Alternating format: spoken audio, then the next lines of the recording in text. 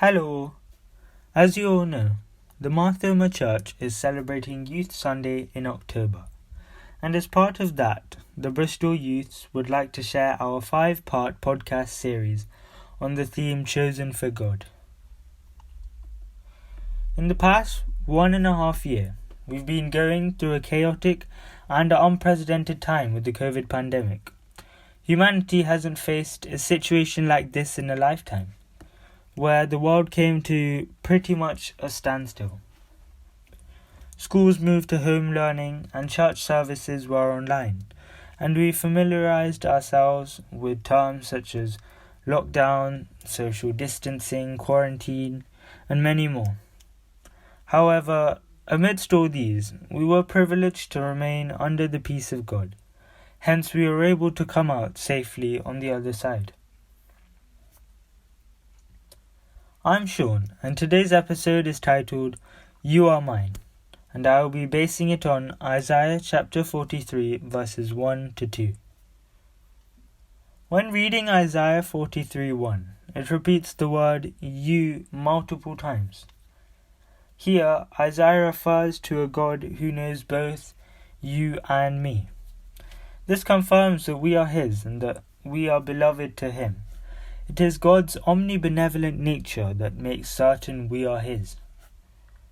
In the Bible it says that He knows each of our names, and it is on the palm of His hands, which proves the intimacy between God and ourselves. In Isaiah 43 verses 2, it says, When you pass through the waters, I will be with you, and through the rivers, they shall not overflow you. When you walk through the fire, you shall not be burned, nor shall the flames scorch you. Notice it is not if, but when. In this life and on this earth, no one is immune from pain, suffering, troubles, and distresses. And in the first part of the verse, it mentions waters, and that correlates to Moses and the Israelites crossing the Red Sea. And here God also states, I will be with you.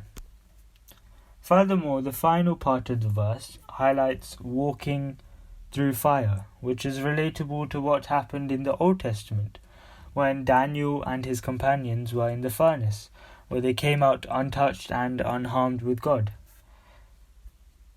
We've been constantly told many times not to worry and not to fear, and that is also what God says. He repeats and he stresses the words, fear not, throughout the Bible. And specifically in these 2 verses, he also says that He created us, He formed us, He has redeemed us, He has called us by our name, He will be with us, and most importantly, we are His. In conclusion, these 2 verses are filled with comforting words. Even when he says these things, he does not confirm absence of pain and suffering, but instead promises to be with us and to keep us safe, even when trials and tribulations arise. That is when he says, You are mine. Thank you for tuning in for today's episode.